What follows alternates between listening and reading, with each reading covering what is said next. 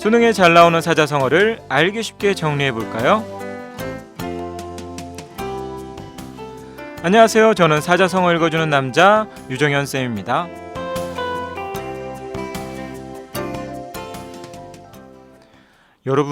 여러분도 외롭다고 느낀 적이 있나요? 아마 있을 거예요. 그죠? 그런데 이런 느낌도 아세요? 군중 속의 고독. 주변에 사람도 아주 많고요. 시끌벅적한데도 뭐랄까 나만 혼자인 그런 느낌? 뭔가 그 싸한 그런 느낌 말이죠. 그런 기분을 느껴본 사람도 있고 아마 그렇지 않은 사람도 있을 텐데요.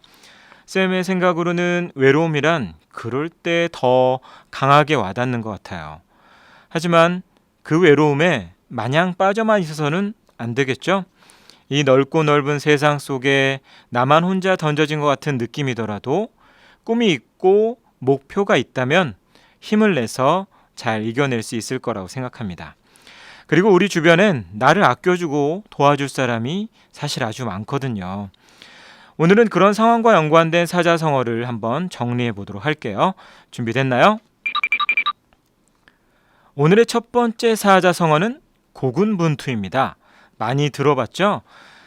특히 스포츠 중계할 때 많이 나오는 걸 들어보셨을 거예요. 축구 경기 같은 단체 경기에서 누군가 한 사람만 잘하고 있을 때 많이 사용하죠. 그 의미를 좀 더 자세히 살펴볼까요? 고군분투.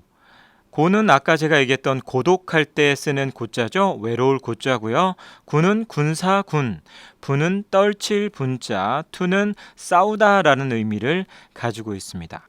글자 그대로 보면 외로운 군사가 떨쳐서 싸운다 이런 풀이가 되는데요. 좀 더 자세히 보면 수가 적고 도움도 없는 외로운 사람이나 군대가 강한 적과 용감히 잘 싸우는 상황에 많이 사용이 됩니다. 원래는요 전쟁 상황에서 많이 쓰이지만 요즘에는 아까 말씀드렸던 것처럼 다른 사람의 도움 없이 자신의 목표를 향해 꾸준히 노력하는 사람을 대상으로 일상적으로도 폭넓게 사용되고 있습니다. 비슷한 뜻으로는 필마단기라는 말도 있는데요. 여기서 필이란 말은 말을 세는 단위인데요. 여기서 말은 잉 하는 그 말 알죠 여러분? 단기 또는 단기 필마라고도 하는 이 표현은 한 필의 말에 홀로 타고 적진을 향해 돌진하는 그런 모습을 의미합니다. 그러니까 용감한 장수나 병사라는 그런 의미가 담겨 있는 셈이죠.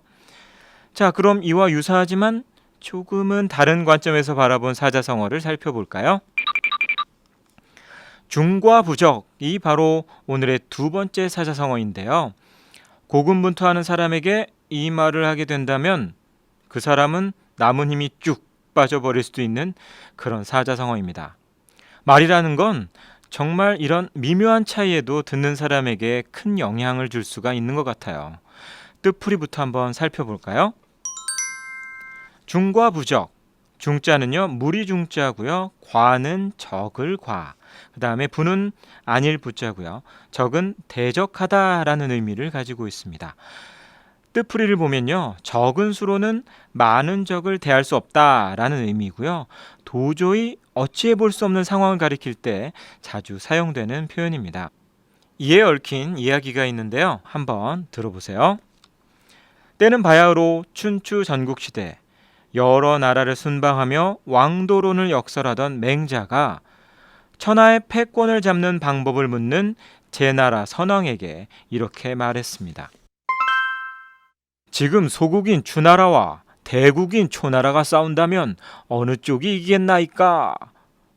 그랬더니 제나라 선왕은 그야 물론 초나라가 이길 것이오.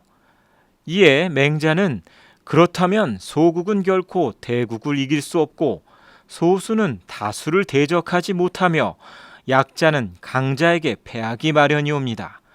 지금 천하에는 천리 사방의 나라가 9개나 있사온데 제 나라도 그중 하나이옵니다.